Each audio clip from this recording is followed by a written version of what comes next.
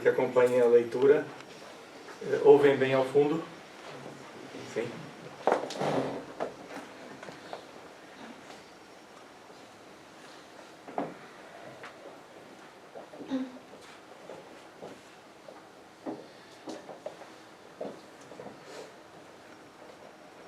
A mensagem do estudo é de Emmanuel, a psicografia de Nosso Chico, e a mensagem tem o título de O Herdeiro do Pai.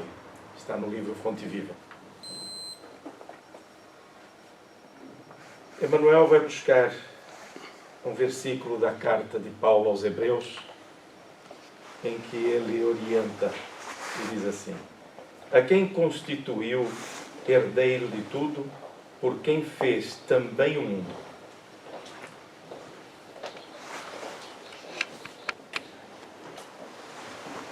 Cede aos poderes humanos respeitáveis o que lhes cabe por direito lógico da vida, mas não te esqueças de dar ao Senhor o que lhe pertence.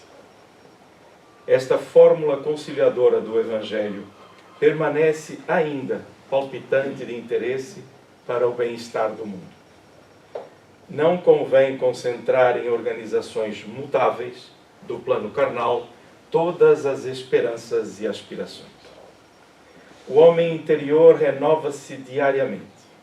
Por isso, a ciência que lhe atende às reclamações, nos minutos que passam, não é a mesma que o servirá nas horas que se foram, ou servia nas horas que se foram.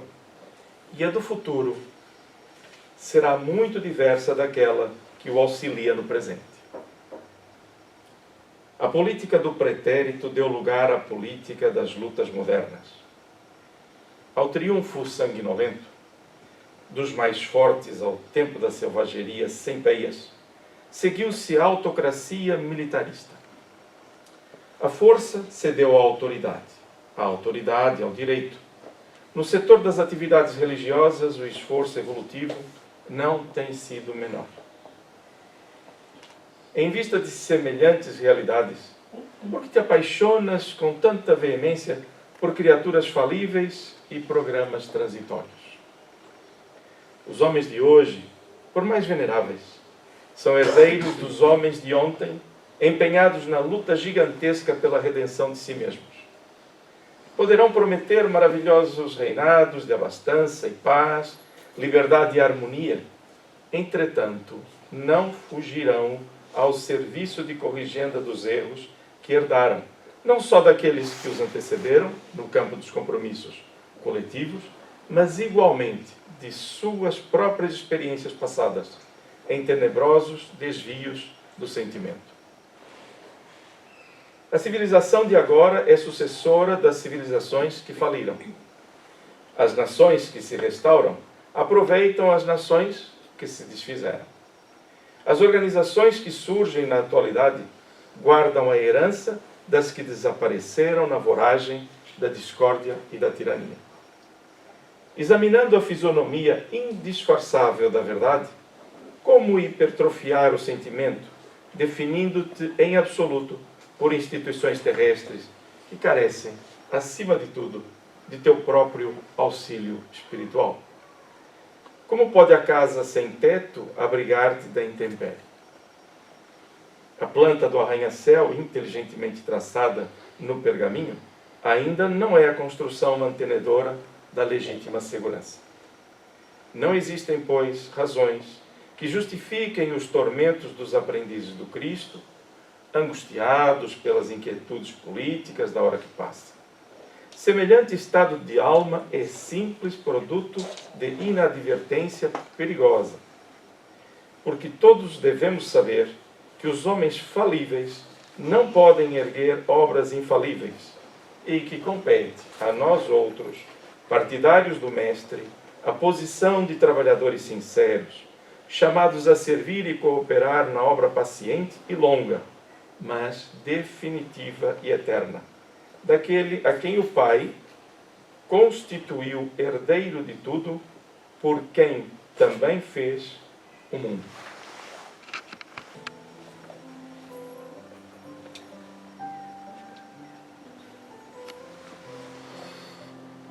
Mensagem bastante oportuna,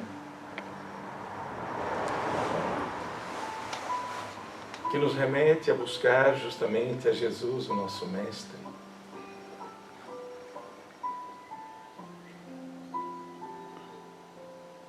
E como desejamos percorrer esses caminhos, agora mais floridos, na nossa visão. O mundo sempre esteve iluminado por almas generosas, por este alimento espiritual que nos conduz à percepção do amor permanente, mas nós não víamos. E Jesus, anunciando-nos o reino dos céus, veio alargar a nossa visão para que verificássemos que a vida é muito mais do que aquilo que os nossos olhos entreveem. Então, querido amigo, escuta a voz de todos nós nesta manhã. Nós desejamos a tua presença. E tu, em conversa simples, disseste-nos que onde 2 ou mais estivessem reunidos em teu nome, tu ali estarias. E esta alegria interior ninguém nos retira. É uma paz conquistada. As lutas, Senhor, em que nos colocamos, fruto de nossas necessidades, hoje recebem o ânimo e estímulo para que as vençamos. Não ultrapassá-las esquecendo-as simplesmente, mas buscando a oportunidade de servir em teu nome, para o nosso próprio bem. E por isso esta convicção de que a tua luz nesta hora recai sobre nós, iluminando nossos pensamentos, facilitando-nos a absorção da paz do ambiente. E a nossa rogativa, Jesus, para além da gratidão que te enviamos de todo o coração, pedimos que a aceites, mas também ilumine estes momentos para aquilo que nós produzimos de bom nesta manhã, beneficia outros que tanto necessitam.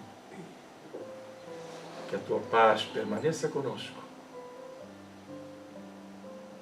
e com todos aqueles que hoje vêm assistir também no plano espiritual. Muito obrigado, Senhor.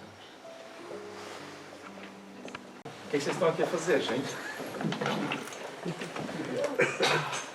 Eu me pergunto muitas vezes sobre a nossa frequência, a nossa busca sobre as questões do Cristo, do como isso se torna ou não importante para nós e em que momentos é que isso acontece. E que eu noto comigo, eu não sei se convosco, é que volta e meia nós vamos perdendo esse recentrar de valores, porque hoje é domingo, segunda é outro dia, terça-feira já houve mais agitação. Então é necessário que nós recentremos os nossos valores. Então, quando eu fiz esta pergunta, foi só para brincar convosco, é natural. Porque nós estamos realmente a buscar algo diferente para as nossas vidas. O que eu vou dizendo e vou sentindo é que às vezes não é propriamente por uma virtude. A virtude da perseverança, da resiliência é outra coisa, mas da perseverança é aquela que nós devemos ter. Entretanto, eu lido mais com a teimosia.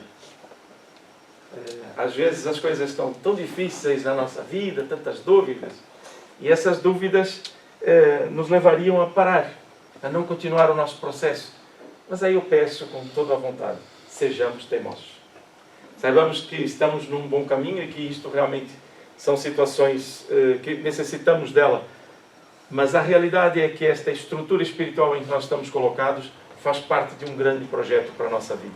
Nenhum de nós mergulhou na terra pura e simplesmente para passear, para tirar férias. Nós já sabemos disto, mas volta e meia é preciso relembrar.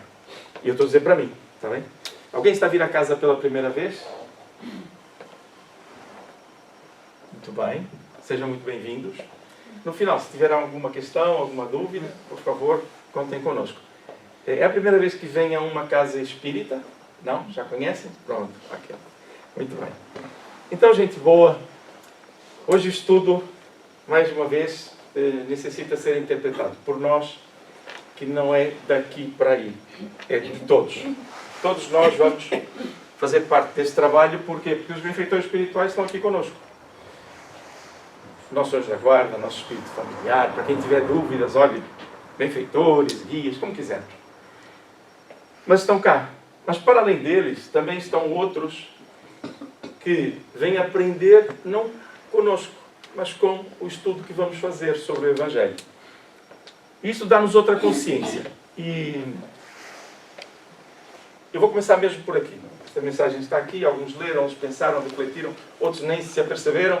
Às vezes a nossa cabeça está longe, mas esta para mim é uma das mais belas poesias que há na história do cristianismo. Paulo falando sobre a caridade ou o amor, depende da tradução. E ele diz que a caridade não se agasta, não tem inveja, não se aborrece. A caridade é verdadeira, é honesta.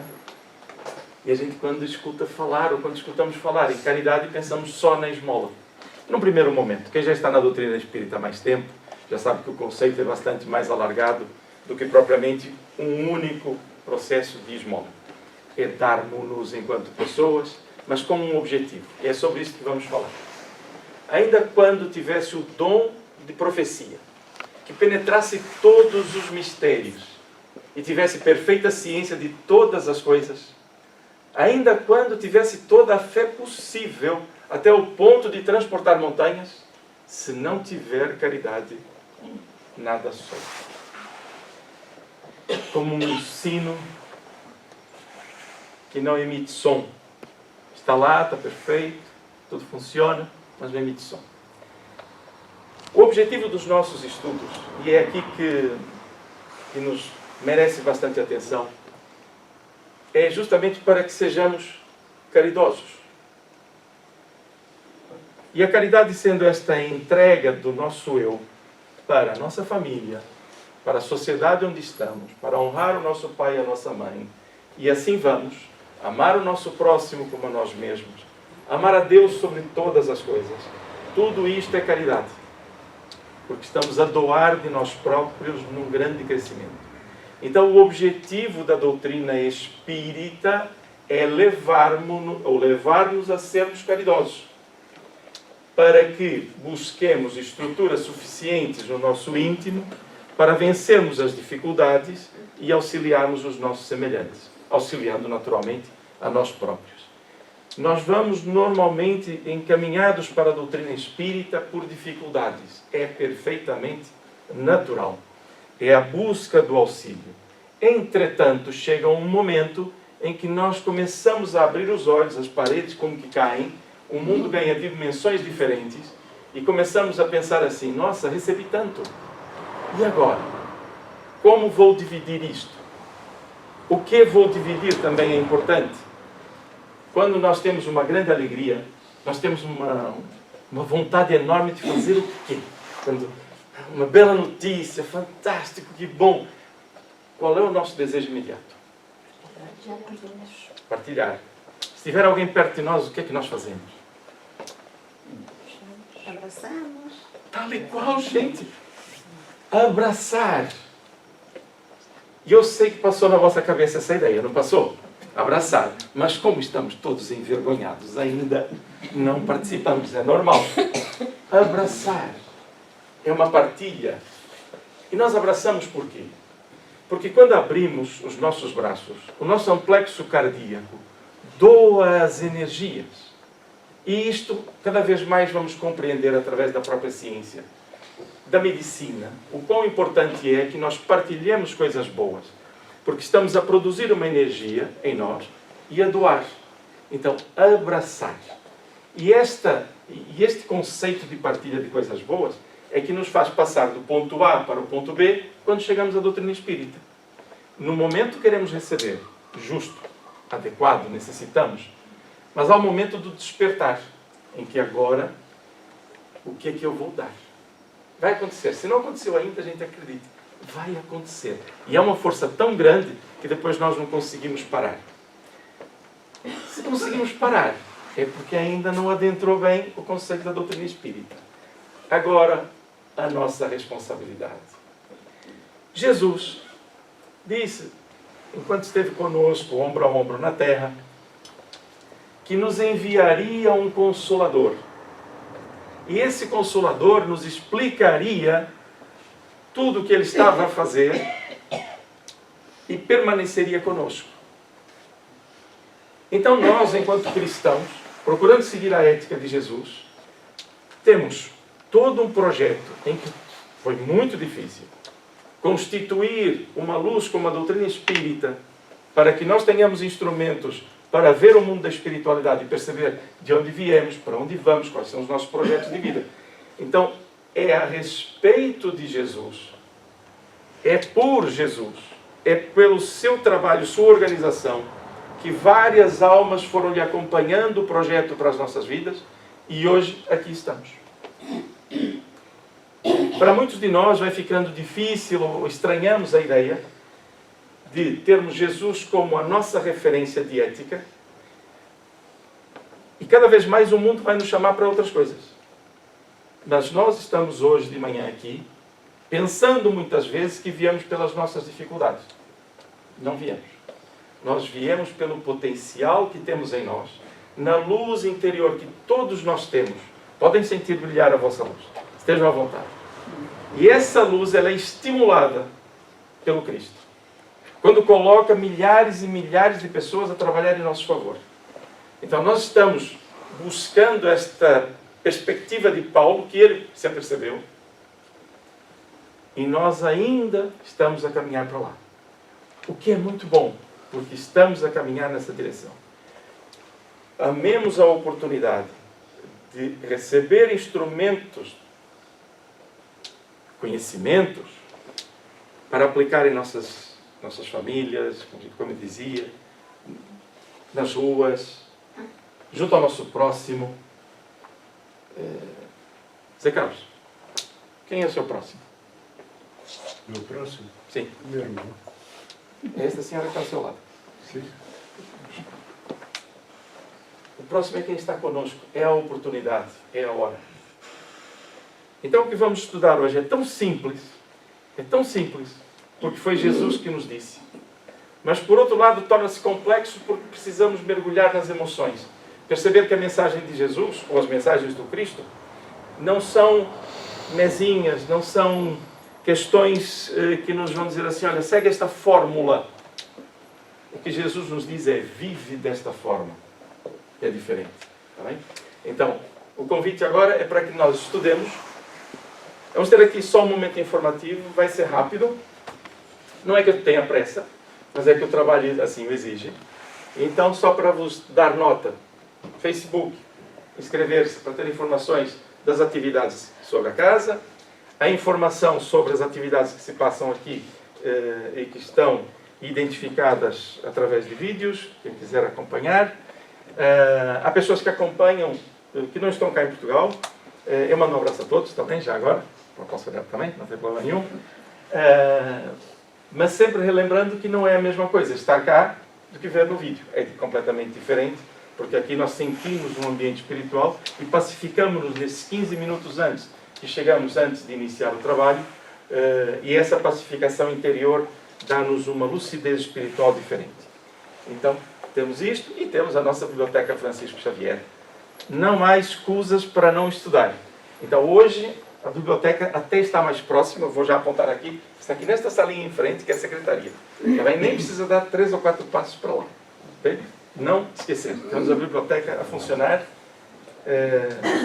É bom também que utilizem. É bom para a própria biblioteca, porque as pessoas vão se incentivando umas às outras.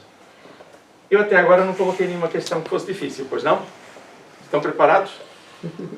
Então vamos lá. Vamos estudar. Estudar o Evangelho. Bem-aventurados os aflitos. Só o título já nos deixa ali. Bom, será? Eu lembro sempre daquela multidão que estava ali no mar, na praia de Genezaré, e Jesus toma pequena embarcação, afasta-se alguns metros para poder ver toda a gente, e era uma paisagem, aos olhos do mundo, desoladora. O que é que nos trazem as imagens do plano físico? Pessoas doentes, esquálidas, aleijadas, cegos, pessoas pobres fisicamente, ou seja, nas vestimentas. Não era nada. Mas posso vos dizer que lá havia alguns que eram da nata da sociedade, mas iam disfarçados para não serem vistos. Okay? Mas do ponto de vista espiritual que Jesus estava a observar, ele via almas em potencial, resgatando as suas falhas anteriores para se melhorarem. Era isso que Jesus via. Então ele não via a nossa aparência física.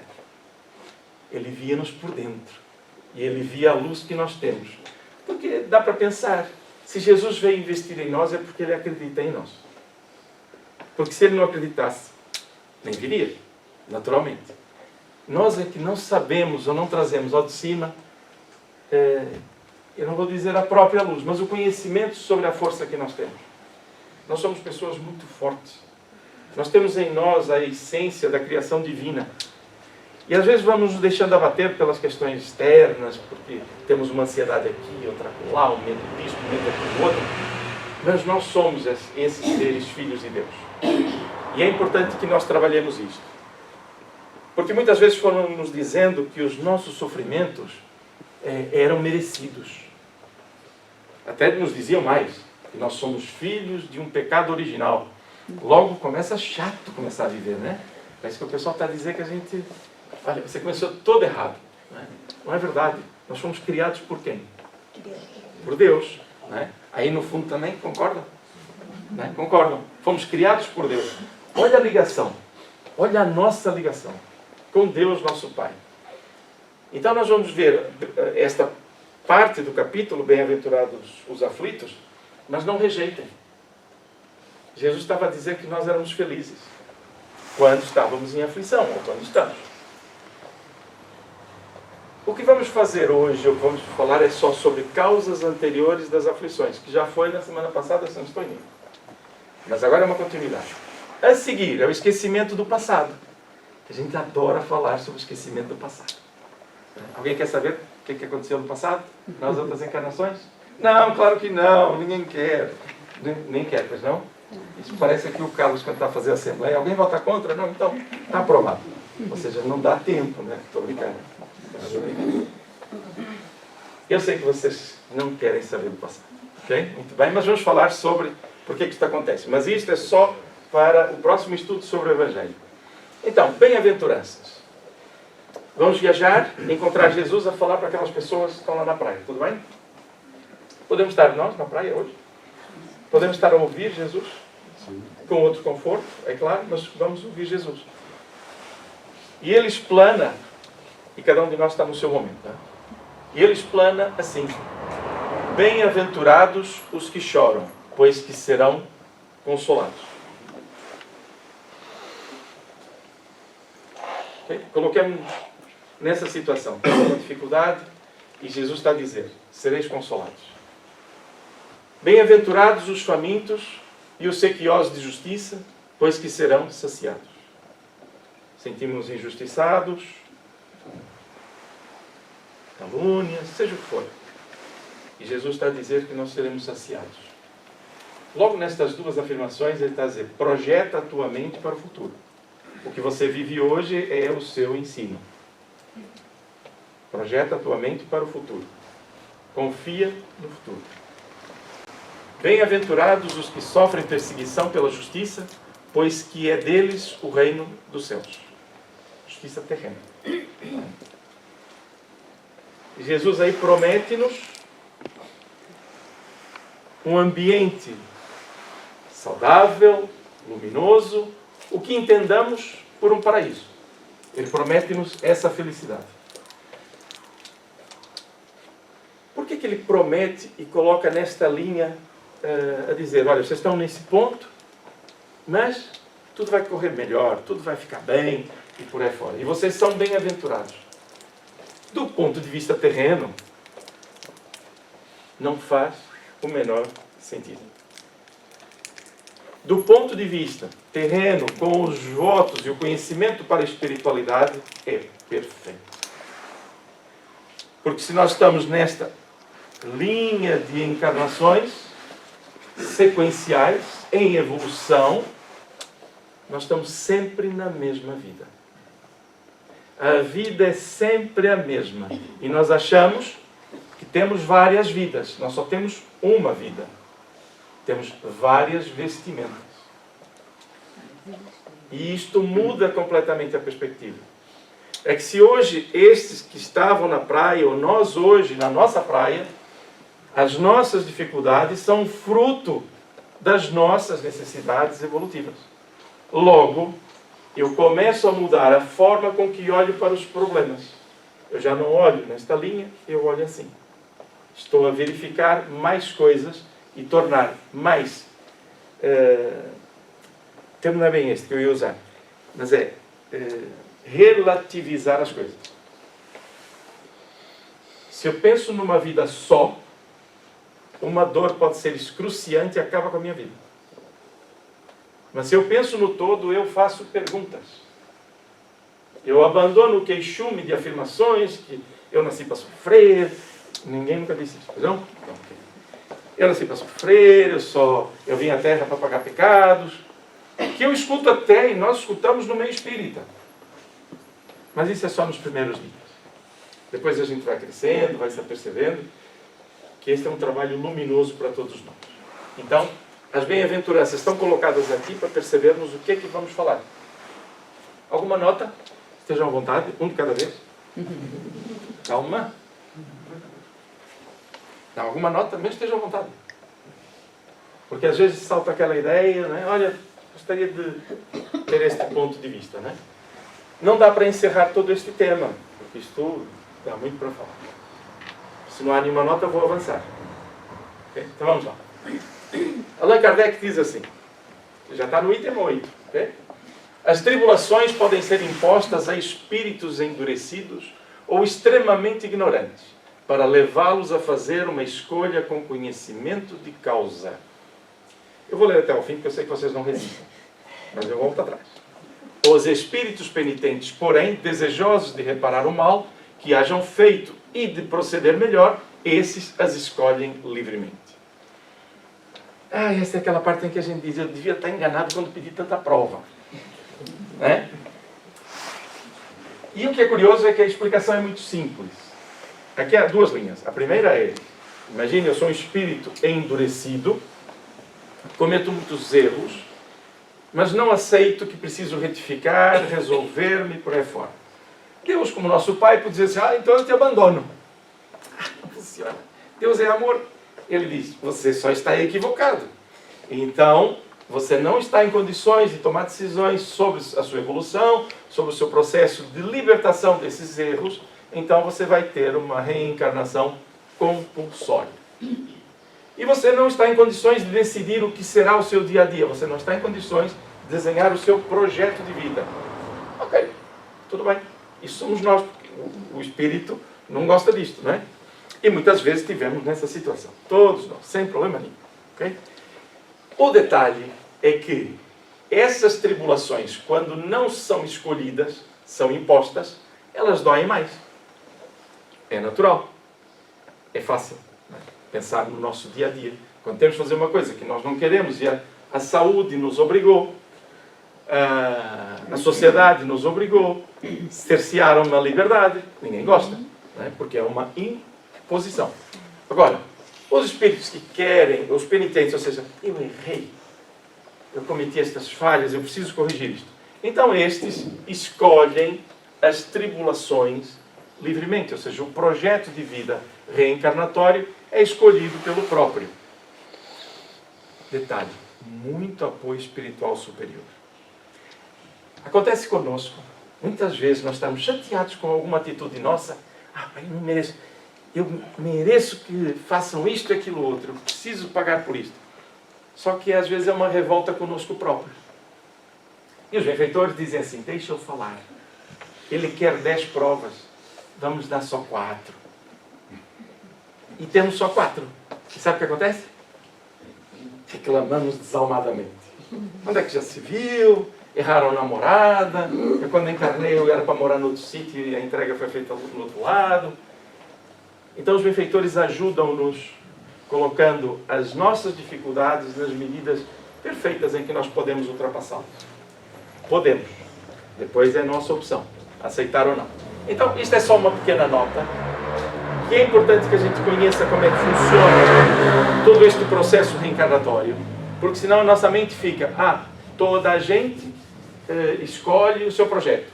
Outros, não, nós não escolhemos, é imposto. Não. Não há preto e branco.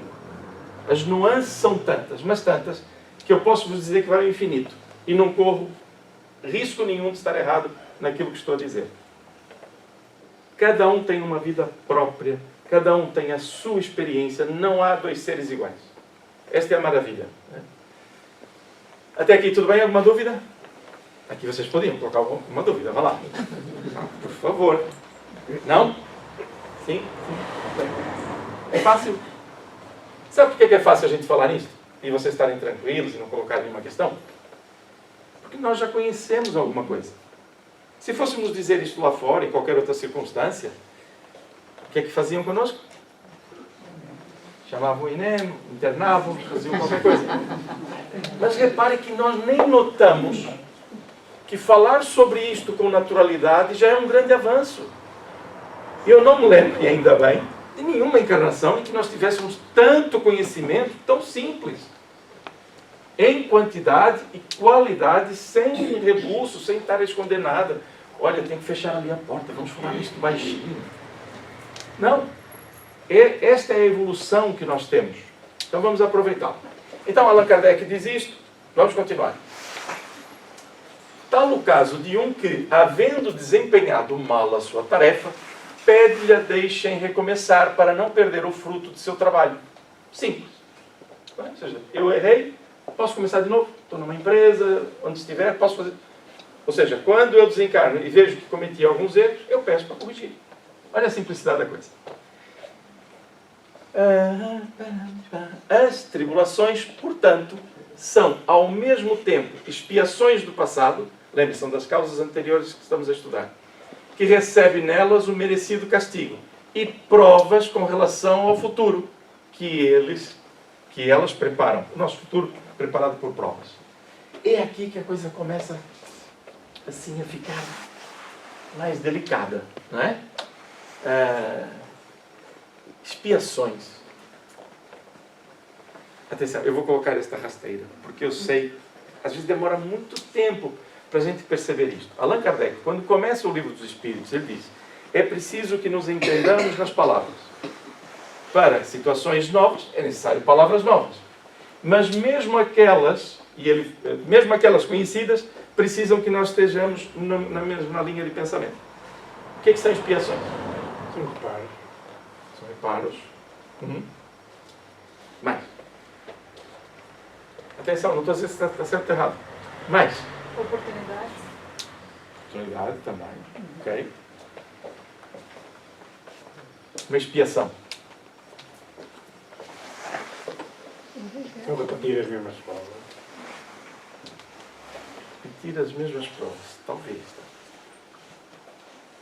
A palavra mágica, gente, é que eu vou dizer o que acontece muitas vezes. Eu estou a passar por uma expiação. O que vem à nossa cabeça? Já passei por isso. Castigo. Estou a retificar. João. A retificar. É. Mas na nossa cabeça, quando nos dizem, vai passar uma expiação, ou estou a passar uma expiação, o que vem é o castigo. E não reparo, como César disse, a oportunidade. Como é que chama? Fernando. Porque não é um castigo. Mas na nossa cabeça parece um castigo. É a oportunidade de reparar. Então quando se diz, este é um planeta de provas e expiações, é um planeta de provas, experiências, para nos melhorarmos e por aí fora, e de reparações. Aqui está escrito, não perder, merecido castigo.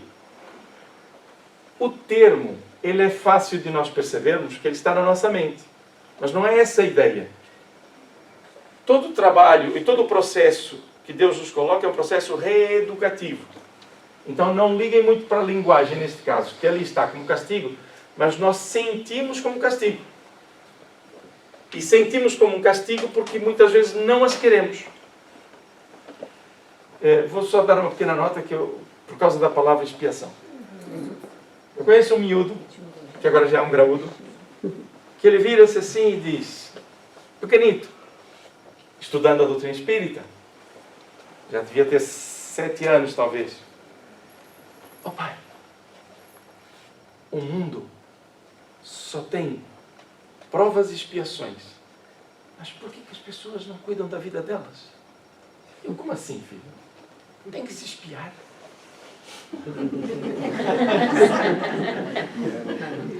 Eu adorei. Por quê? Porque é fácil para nós engavetarmos uma ideia e dali não saímos. E não perguntamos. E a criança pergunta. Então é essa leveza que nós precisamos ter quando emocionalmente algo não bater. Racionalmente eu percebo o que está a acontecer, mas emocionalmente não bate. Então conversemos. É por isso que se estuda e se trabalha. Então a ideia do castigo que ocorre, e está muito bem empregue no sentimento que nós temos, que nos leva, por exemplo, a perceber um exemplo muito simples, que é, eu vou para a escola, eu repito o 5º ano, sinto muito para quem repetiu o 5º ano, repito o 5º ano, vou passar o ano novamente, vou ter que estudar tudo outra vez, com colegas novos, mais novos do que eu, e posso passar esse ano a dizer assim, que horror, vocês não sabem nada, meus amigos estão a se divertir, então isto é um castigo. Mas eu repito esse 5º ano e digo assim, eu sou o tal penitente que tem ali atrás, né? Eu não estudei, eu devia ter feito melhor, eu andei distraído, mas agora eu estou aqui e vou ser útil. Por quê? Porque eu quero aprender. Então, vou ajudar os colegas também. Isso é um castigo? É o reparo, é a oportunidade. Percebem? Ou seja, eu vou fazer um apelo? Vou. Às vezes eu tenho que ouvir a minha consciência, não estou a ver nada, tá bem?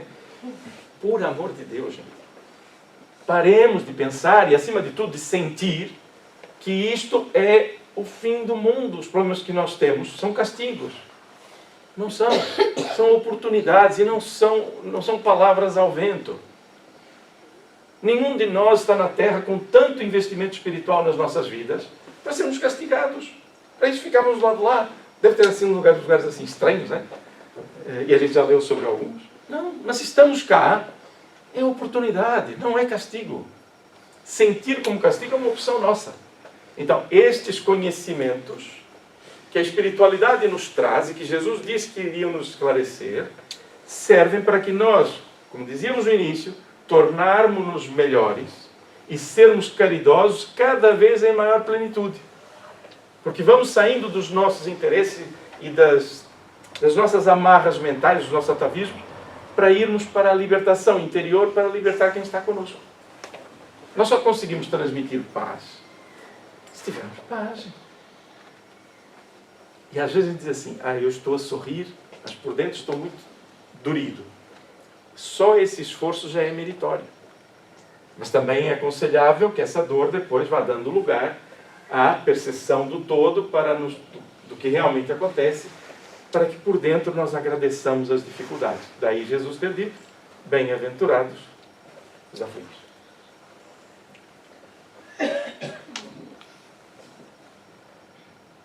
Posso passar? Vamos sair daqui mais felizes, mesmo com as nossas dificuldades? Vamos? Olha o que vocês estão a dizer, gente.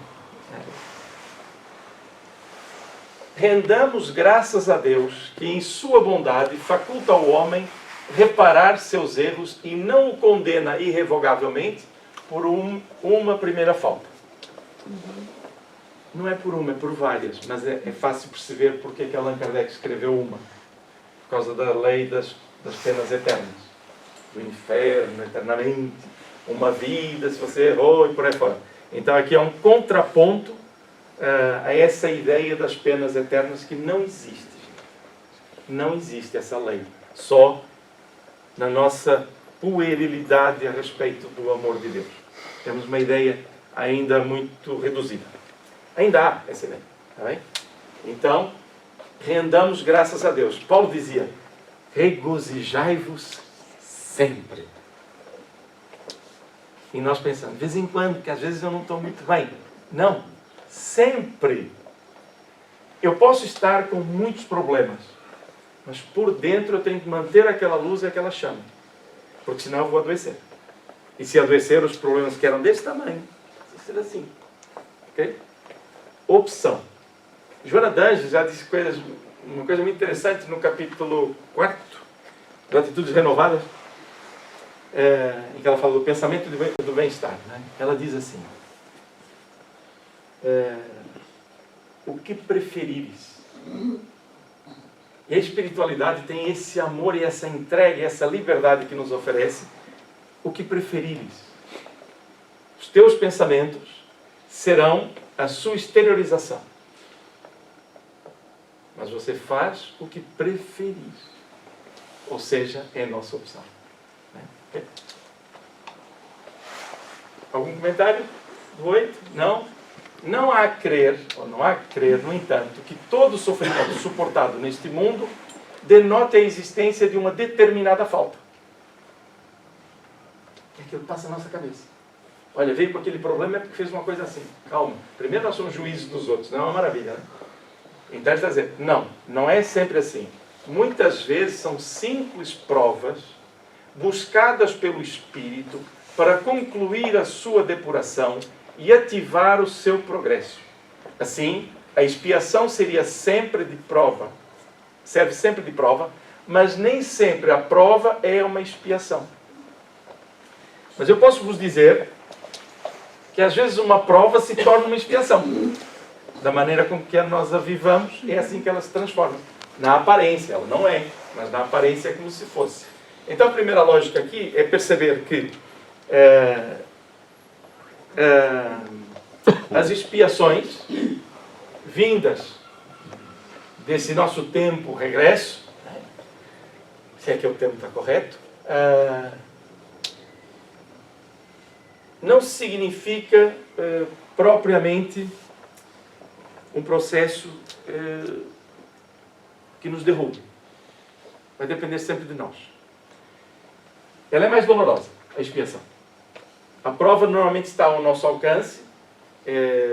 Ela surge em momentos em que nós estamos aptos para resolver, mas se estivermos fragilizados, pode não funcionar assim.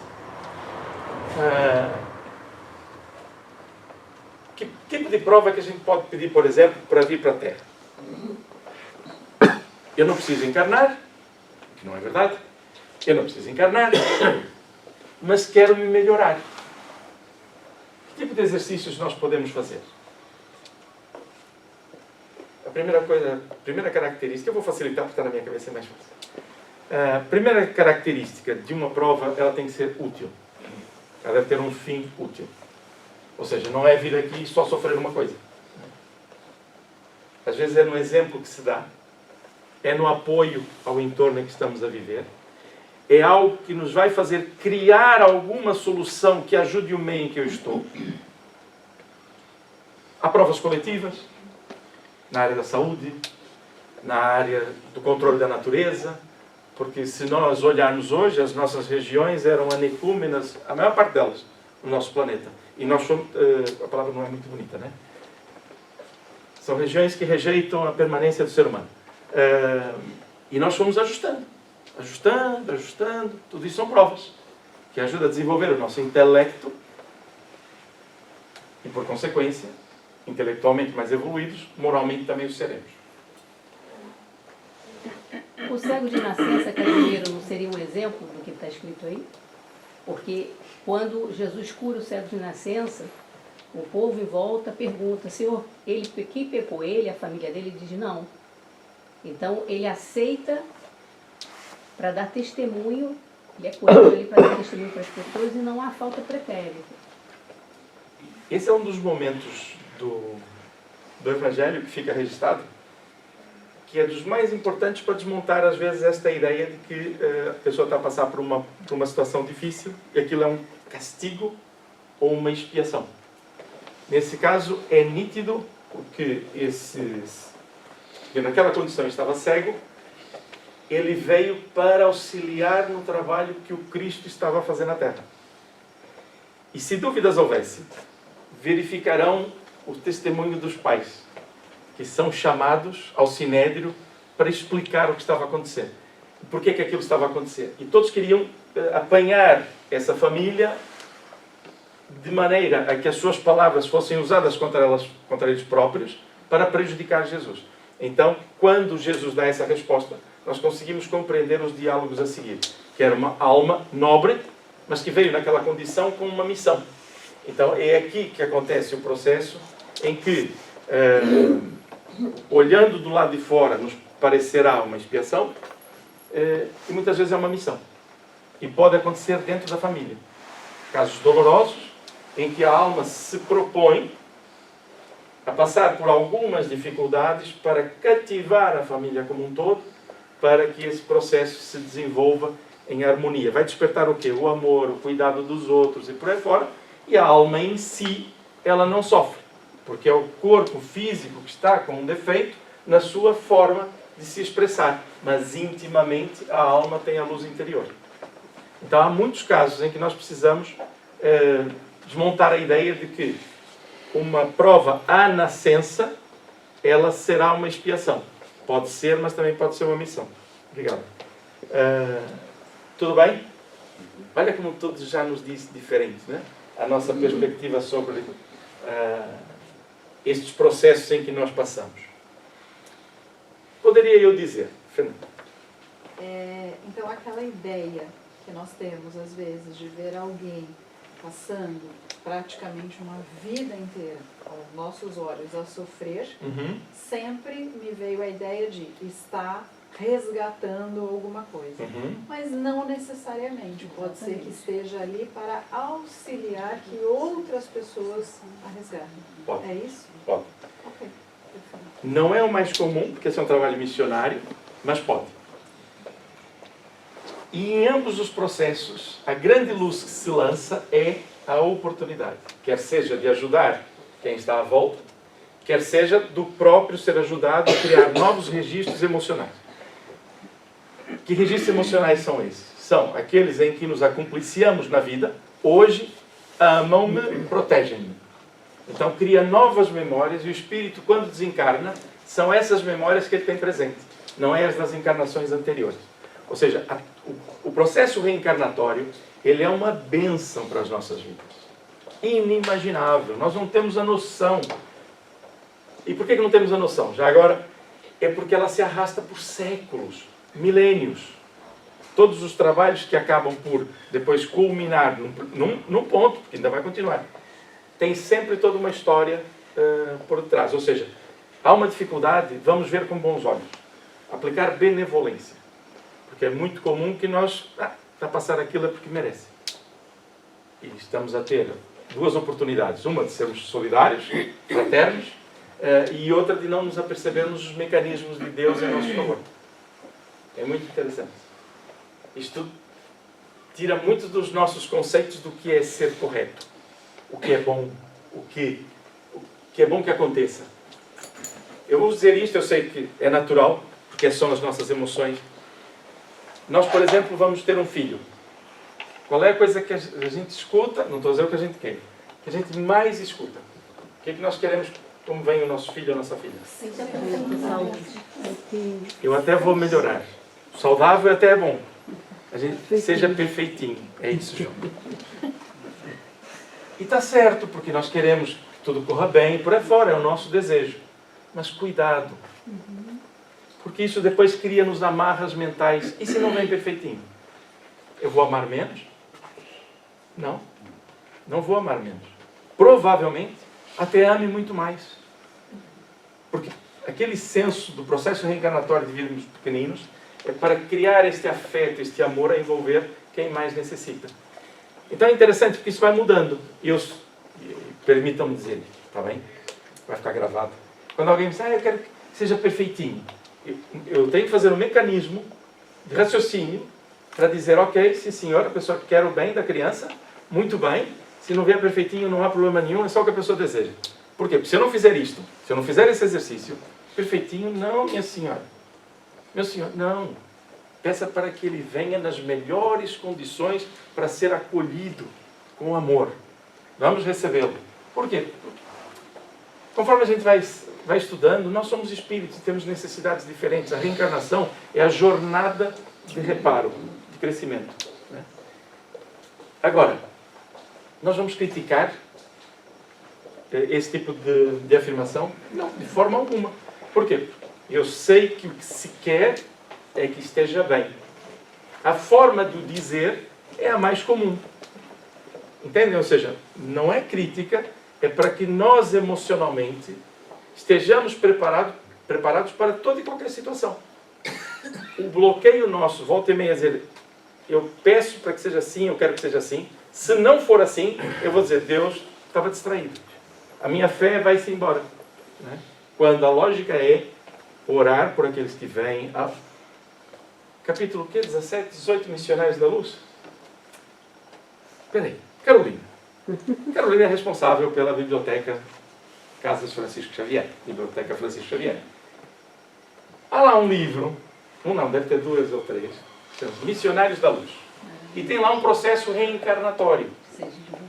E quando vocês lerem, eu vou dizer o que vai acontecer. Aqui é muito spoiler, tá bem? Vocês vão começar a ler e vão dizer, que criatura, merece ser castigado. No final vocês estão apaixonados por ele.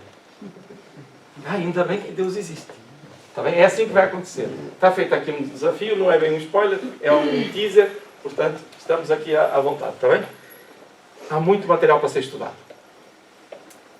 Então a expiação serve sempre de prova, porque nós vamos sempre aprender com a expiação. Só que a expiação é uma coisa necessária. Precisamos reparar coisas do passado. Deixa eu dar uma pequena nota aqui do que a Fernanda fez referência, que é, por vezes, nós estamos a ler a história de uma alma nobre, e essa alma nobre está muito preocupada com algumas almas assim, que não se entendem. Estão sempre a brigar com uma série de vícios, não conseguem se livrar daquilo. Como é que uma alma que está lá, agora eu vou falar a moda antiga, né? Está lá no 7º céu, né? Que está lá, são as ideias bíblicas, né? Está lá no 7º céu, o que vem fazer aqui por esta família? É porque provavelmente essa alma foi corresponsável pelo estado em que as pessoas se encontram hoje. Em histórias como milênios. Então há muita coisa que a gente desconhece. E essa alma pode reencarnar com problemas físicos. Para atrair aquela gente toda e transformar dores do passado num amor renovado. Isso é tão lindo, eu ia dizer maravilhoso, mas parece que é um milagre, e não deixa de o ser no tempo, na questão poética, mas é o milagre do amor, é a transformação.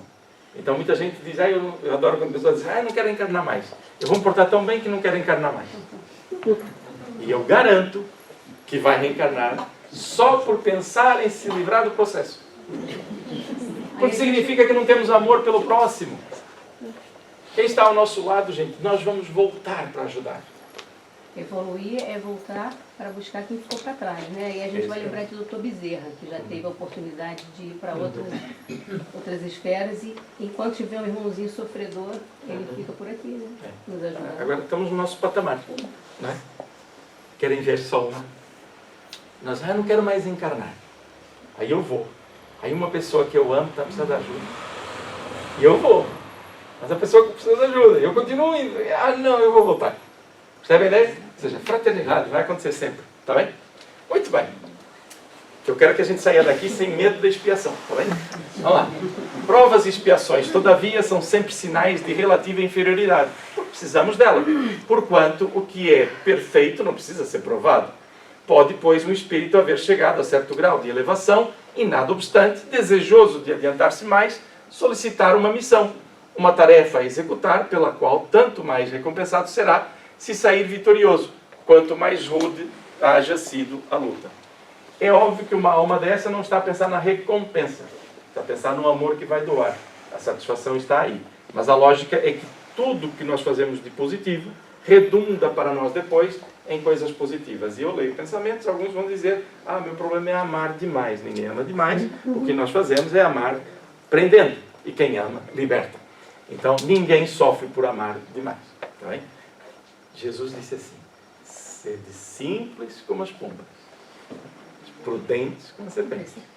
Estamos no mundo. Ok? Tudo bem?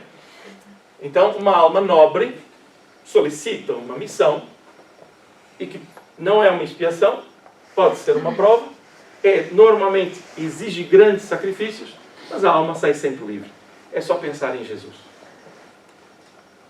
Mas Jesus não tinha essa questão, né, de, eu preciso me adiantar. Não, nada disso. Ele disse, eu vou lá ajudá-los. Ele veio por quem? Pelos sãos, que não precisavam? Não, pelos doentes. Ele veio pelos doentes. Pronto. Por nós, que precisamos de ajuda. Né? Todos nós temos as nossas coisas para resolver. Tais são especialmente essas pessoas de instintos naturalmente bons, de alma elevada, de nobres sentimentos inatos, que parece nada de mal haverem trazido de suas precedentes existências e que sofrem, com resignação toda cristã, as maiores dores, somente pedindo a Deus que as possam suportar sem murmurar. Os nossos queixumes, né? É tão lindo.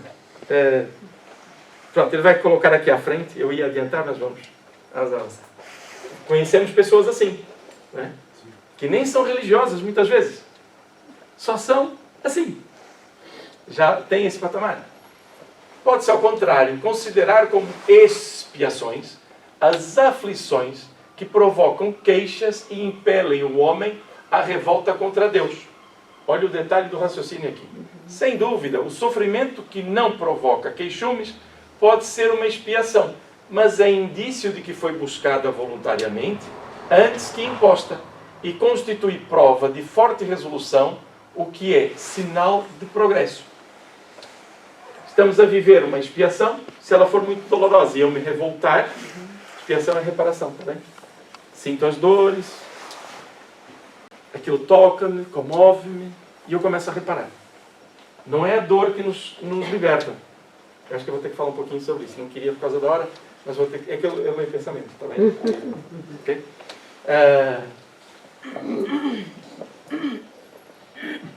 Estas expiações, elas são estas que doem mais, são impostas, porque nós as rejeitamos, lembra?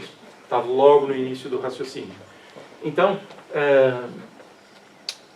o nosso queixume... Deixa eu ver se isto funciona.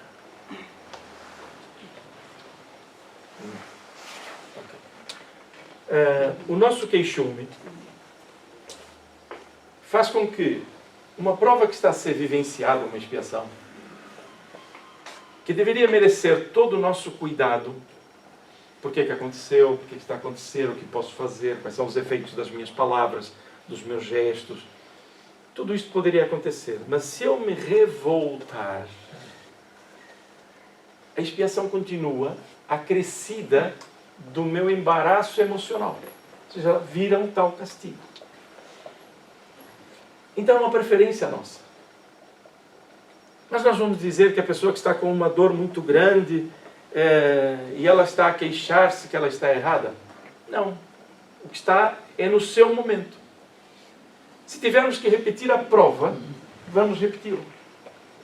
Só que normalmente ela vem em situações mais dolorosas e nós pensamos, isso é um erro. Não é. É porque o ponto de subida nosso varia de pessoa para pessoa. Às vezes o nosso sofrimento tem que chegar a um ponto tão pungente que vai nos colocar para subir. Até lá é o nosso exercício. E nós pensamos, isto é muito mal. Também não é. A vida é eterna e nós vamos ser livres. E esse trabalho do nosso processo reencarnatório, essas experiências, é para vestirmos matéria, despindo matéria. Quanto menos interesse nós tivermos, ou quanto mais livres dos interesses materiais, mais felizes nós somos. E tudo isto é uma preferência nossa. Pode não ser fácil, emocionalmente, nós entendermos isto, mas racionalmente é mais simples. Quando estamos no meio da dor, é mais difícil pensar. É por isso que se diz que a dor é inevitável, não é? Exatamente. O sofrimento é opcional. É. Por isso, por que nós estamos aqui? Porque nós já passamos dores, ainda iremos passar outras e por aí fora. Não é nenhuma profecia, faz parte da vida, nós estamos neste processo. Mas se eu não sei, que eu chego, Allan Kardec, no livro dos médiuns, o método. Eu sei que eu posso, eu vou mostrar um ponto para vocês, nas costas do vale, não é? Eu sei que eu posso chegar ali, naquele pontinho. Eu vou fazer de tudo para chegar lá. Mas se eu olho para aquele pontinho e digo, não alcanço aquilo, então eu não caminho para lá. Ora, o que é isto? É instrução antes do problema. Porque eu vou ter que chegar lá, vou ter que vencer. Mas se eu não souber que é possível, eu permaneço. Ora, com os conhecimentos espirituais, mesmo com as dores todas, nós acabamos por saber que vamos ultrapassá-las. Então, essa fé é uma fé raciocinada, que nos coloca a caminho da solução. Então, se eu estacionar na minha dor emocional, é opção minha. Mas se eu não tiver a ferramenta, fica mais difícil, é natural. Mas nós somos espíritas. Nós temos a biblioteca, nós temos a espiritualidade a ditar-nos uma série de coisas. Então, está sempre nas nossas mãos. E isto é maravilhoso. O nosso horário está quase no limite. Para não dizer que está no limite, está bem? Mas vamos só buscar aqui encerrar, que é para ficar com o tema fechado antes do esquecimento do passado, está bem? Quando a prova é buscada voluntariamente e a ultrapassamos, sem os queixumes, significa que raciocinamos, pensamos nela e vimos nela uma luz. Então a prova está ultrapassada. Se eu ficar no queixume, ela não está ultrapassada. Porque ainda estou a dar mais importância à dor que recebo, e reparem nisso, do que à dor que eu causei. Volta e meia recebemos espíritos em sofrimento, quer dizer, recebemos todas as semanas nos trabalhos de auxílio, de assistência espiritual, mas há alguns que estão com uma dor tremenda, mas porque estão a sofrer. E à volta estão todos aqueles que ele fez sofrer. E por que ele continua sofrendo? Porque está a olhar para si. Ele não olhou para as vítimas. Então é uma mudança que ocorre quando nós temos o tal despertamento pela dor que nos obriga a pensar nos outros. No Eclesiastes está escrita uma frase que eu no início não gostava nada, que diz: o homem é melhor quando tem a face triste. Que horror, a vida de alegria. Falta de maturidade, né? Ou seja, quando a gente olha com maturidade, o que está escrito? É que nas dificuldades da vida, nós tornamos mais solidários para com os outros. Perdemos aquele ufanismo, né, do poder e por aí fora, e olhamos para o nosso próximo, porque tivemos a experiência. Então, muitas vezes, essas dificuldades é que nos transformarão em pessoas melhores. Porque sentiremos a dor do outro com compaixão, com misericórdia, com piedade, porque sabemos, por experiência, o que é aquilo. Não tira a nossa responsabilidade e o nosso crescimento de olhar com benevolência, com piedade, mesmo não tendo passado as dores. Mas muitas vezes é assim que funciona o nosso mecanismo para a aproximação do outro. É quando passamos pelas dores. Tá bem? Então, constitui uma prova e também tem um caráter evolutivo para nós.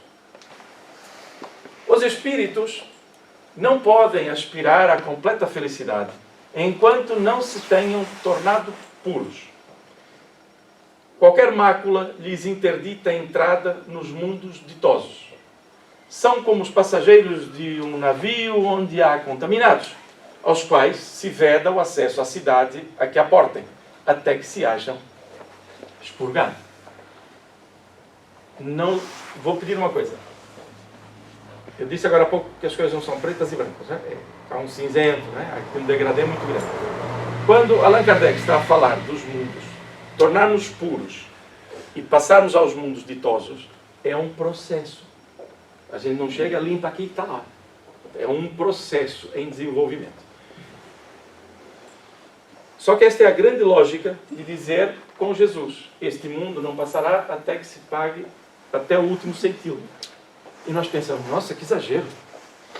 Quem foi que fez essa regra? Não dá para deixar a meio do caminho? É a nossa cabeça funcionar. É muito. Não é. Curiosamente, é que nós seremos livres, verdadeiramente felizes, quando a plenitude do nosso ser deixar de se agarrar às questões meramente terrenas e materiais. Uma imagem que é simples de explicar é a da própria cruz. A cabeça fica para o alto, ou seja, nós queremos evoluir. Mas se estamos com os braços a querer as coisas, imagine, nós desencarnamos. É diferente, olha que leveza. Mas continuamos agarrados ao título, ao terreno, à casa, ao poder, estranhamente, às pessoas, e ficamos agarrados. Lembre sempre, quem ama liberta. Não é? E aí não conseguimos alçar voos, porque estamos presos. Aí nós cometemos erros, equívocos na relação com o próximo, e a nossa consciência vai ficando com essas marcas. Então é todo um processo de autolibertação para que ascendamos a esses mundos ditosos. Não é para amanhã. Vai demorar. Então estamos todos juntos, o que é maravilhoso. Está bem? Simples assim? Ou seja, ninguém vai daqui para o céu. Combinado? Senão não nos vemos mais. Nem para o inferno. Eu também não quero ir para lá. Nós vamos para onde tivermos construídas as nossas afinidades. Então, estes mundos ditosos é aqueles que alcançaremos a pouco e pouco. Mas ele pode ser construído já em nós. Deixa eu só fazer aqui uma pequena nota também. Há quem diga que aí a felicidade não é deste mundo. Lembra-se que foi dito no início? Atenção às palavras. O entendimento. A felicidade, dizer, não, eu sou muito feliz, eu tenho tudo que quero. Isso não, nós estamos na Terra. Mas a felicidade interior é uma conquista nossa. Ah, vamos ter embates. Eu estou a ver uma notícia sobre a guerra. Aí eu estou feliz a ver. Ah, que alegria. Não, eu sinto aquilo. Mas por dentro, eu não entro em sintonia. Viram a mensagem? Tão oportuna? Ouviram bem? Nós queremos um mundo perfeito, com instituições perfeitas, mas os homens que as fazem, que somos nós, somos imperfeitos. Então não nos agitarmos, manter a nossa tranquilidade, porque tudo isto vai passar. E nós passaremos incólumes ou não, trabalhando ou não, colaborando com bons pensamentos ou com maus. É a nossa preferência. Tá bem? Alguma nota? Okay? Então vamos vestir matéria para nos libertar de matéria. Esse é o processo evolutivo. Depois, quem quiser estudar, e é importante que o façam. Gente do céu, eu vou fazer uma pergunta tão dolorosa. Já lemos o livro dos Espíritos? Ou estudamos? Quem não fez ainda, gente, não desencarna. Pega um tempinho. Senhor, eu ainda não li o livro do mapa para onde eu vou. Espera lá. Deixa eu ver primeiro aqui no manual de turismo. Como é que funciona? Está bem? Livro dos Espíritos. Está lá, logo no início, está aqui a contar esses processos, por que reencarnamos, como é que nascemos, qual é a nossa gênese e por aí fora. Está bem? Eu li o anterior? Ok. Então, mediante as diversas existências corpóreas, é que os espíritos se vão expungindo pouco a pouco de suas imperfeições. As provações da vida os fazem adiantar-se quando bem suportadas. Jesus disse, bem-aventurados os aflitos. Ele disse, bem-aventurados os revoltados? Não. Percebe a diferença? E é Jesus a cuidar de nós. Fica para pensar, né? Já não dá muito tempo, né? As provações da vida os fazem adiantar-se quando bem suportadas. Como expiações, elas apagam as faltas e purificam. São o remédio que limpa as chagas e cura o doente. Olha o detalhe aqui. Se eu ler expiações como dores, não está correto. Mas se eu fizer como reparação e oportunidade, está. Ou seja, como expiações, sofro uma dor, aprendo com ela, sou solidário e reparo o meu engano. Eu, na outra encarnação, andei a fazer coisas contra famílias. Seja lá o que for. Também para não estar a criar imagens, né? Mas nesta encarnação, eu trabalho em favor da estruturação de famílias. Esta é a reparação. A dor é para fixar o momento daquilo que eu não devo voltar a fazer. Mas a expiação é essa, é todo um processo. Sinto a dor e reparo. Está bem? Então, como expiações, elas apagam as faltas e purificam. São o remédio que limpa as chagas e cura o doente. É o doente, que é o meu eu, não é o meu corpo. Ok? Quanto mais grave é o mal, tanto mais enérgico deve ser o remédio. É assim que funciona. Na Terra, não é? Esse remédio é muito amargo, pois... Aquele, pois, que muito sofre deve reconhecer que muito tinha a expiar e deve regozijar-se a ideia da proximidade de cura. Estou no problema. Igual. Queria? Não queria. Mas plantei lá atrás, na outra encarnação, seja onde for. Okay? Então hoje quero, porque é para me libertar. Dele depende pela resignação, não é sujeição. É diferente. Resignar-me é olhar, ok, eu tenho que ir por aqui. Sujeitar-se, olha, tem que ser assim. Olha, é o que Deus quer. Né? Isso é sujeitar-se. Não. A resignação implica uma estrutura emocional que me diz, ok, eu aceito. Eu compreendo. Para ajudar, né? Então, dele depende pela resignação, tornar proveitoso o seu sofrimento e não lhe estragar o fruto com as suas impaciências, visto que, do contrário, terá de recomeçar. Okay? O queixume que eu lanço afeta quem está comigo. E depois, aí agora é que eu vou ajudar-vos. Apesar da hora, fixem nisto. Ali a Paula, né? E eu digo assim, Paula, a vida é maravilhosa. Todas as dificuldades fazem-te crescer. Muito bem. Eu estou passando uma energia para a Paula. A Paula provavelmente acolhe, estou dizendo provavelmente, posso garantir, acolhe e devolve uma boa emoção. Reparem, produzi uma boa emoção e vou receber uma boa emoção. Pensem no queixume. Olha a responsabilidade. O que alimenta o meu eu é o meu pensamento. E o pensamento que eu elaboro vai me trazer de volta elaborações dos pensamentos dos outros. Então, palavras gentis, honestas, devem ser o mote do nosso dia a dia. Amigos mudantes? Sim? Vamos fazer.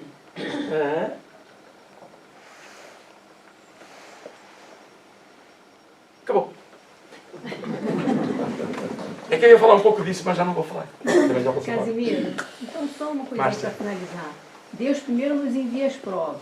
Quando nós não nos saímos bem nas provas, vem a expiação.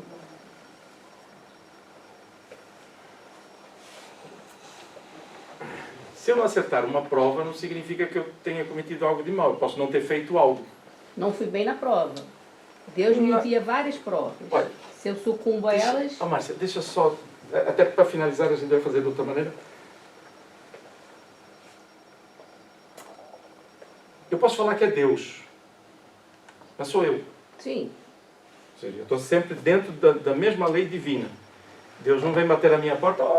Casimiro, olha, você fez aquilo. Agora... Não, as leis divinas. É. Então, a primeira lógica é essa. Agora, se eu falhar uma prova, eu faço de novo.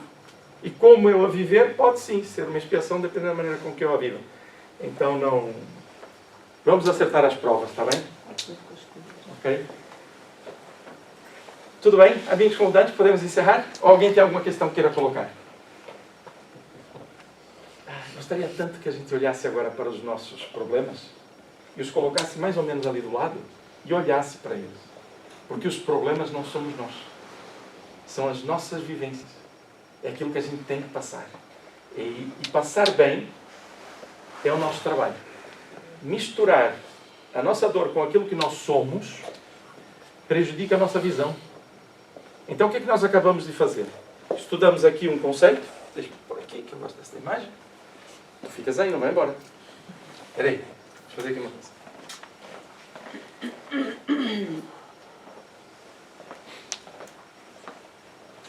Pronto.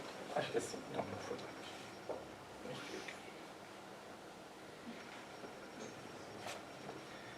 Muito bem. É este botão.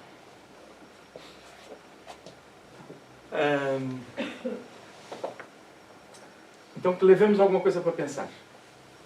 Combinado?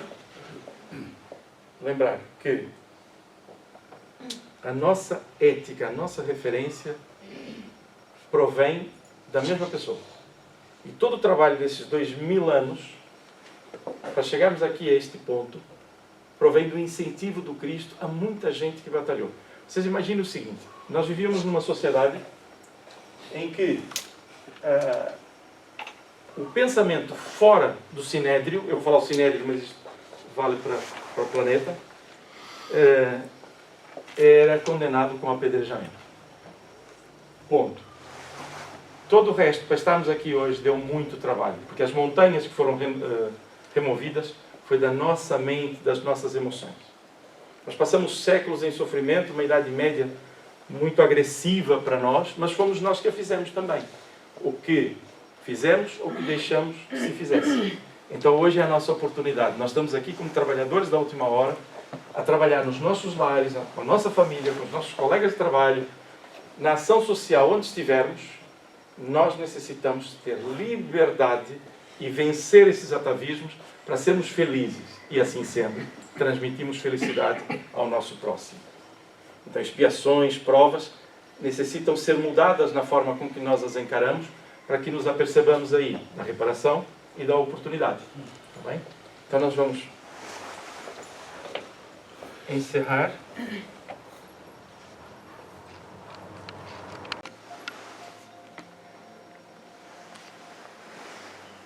Foi tão libertador perceber que alguns de nós, não posso dizer todos, alguns de nós deixamos adentrar a mensagem de Jesus e que Allan Kardec nos elucida. Portanto, sairemos mais leves, com um olhar mais luminoso, porque estamos a ver Jesus, e por que não dizer, a ver-te, Jesus, a derramar de tuas mãos pétalas pequeninas, coloridas, que emanam luzes. E esse perfume da espiritualidade que nos envias adentra o nosso campo mental, mergulha em nosso interior e confundimos-nos com essas pétalas que refletem a materialização do amor divino. Todo o ambiente é de paz. Acolhendo as tuas bênçãos, Senhor, rogamos-te mais uma vez que aceites a nossa gratidão. E nesta bendita oportunidade de alegria que desejamos dividir, como que sopramos essas pétalas. Elas continuam a cair aqui e se espraiam por esta região.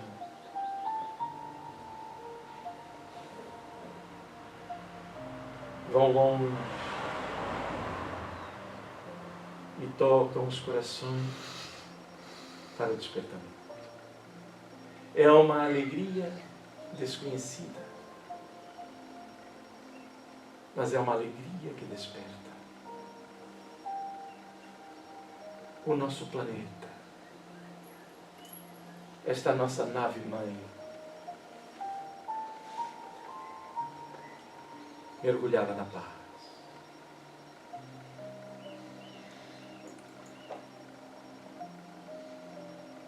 É um pedido em forma de agradecimento, porque estas bênçãos caem sempre, envolvem-nos sempre nas leis divinas, que são de uma profusão de amor muito grande, Jesus. Conforme conhecemos tua mensagem, a nossa visão se amplia. Desejamos aplicar, Jesus, estas bênçãos também